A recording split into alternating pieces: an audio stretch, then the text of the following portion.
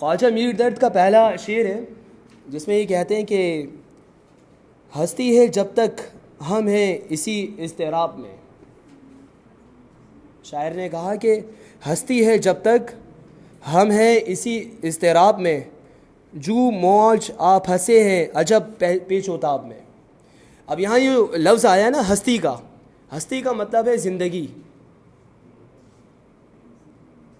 تو شاعر نے کہا کہ ہستی ہے جب تک، یعنی زندگی ہے جب تک، ہستی ہے جب تک، ہستی ہے جب تک ہم ہیں اسی اضطراب میں. اضطراب کہتے ہیں بے چینی کو. تو مطلب کیا شاعر کہنا یہ چاہتا ہے کہ جب تک ہماری زندگی ہے ہم اسی بے چینی میں، اسی اضطراب میں. ہستی ہے جب تک ہم ہیں اسی اضطراب میں، جو موج آپ پھنسے ہیں عجب پیچ و تاب میں. جو کا مطلب ہوتا ہے جیسے،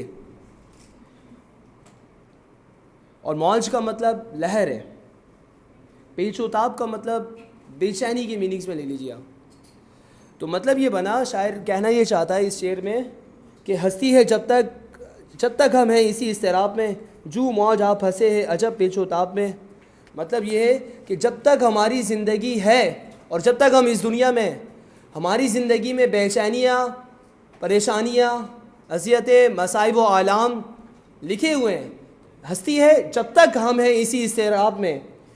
اب مثال دیتے ہوئے دوسرے مصرعے میں کہتے ہیں جو موج آپ پھنسے ہیں عجب پیچ و تاب میں.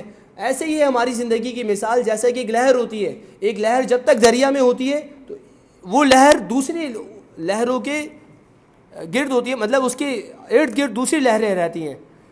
تو ایک لہر جس طرح دوسری لہروں سے دریا میں رہتے ہوئے اپنی جان نہیں چھوڑا سکتی، اور وہ بھی جس بے چینی میں کروٹیں بدلتی رہتی ہے، اسی طرح ہم اس دنیا میں رہ کر اسی طرح بے چین رہتے ہیں. ہماری زندگی میں بھی بے چینیوں کا، مصائب و آلام کا، پریشانیوں کا یہی سلسلہ جاری رہے گا اور یہ ختم نہیں ہوگا جب تک ہم اس دنیا میں ہیں.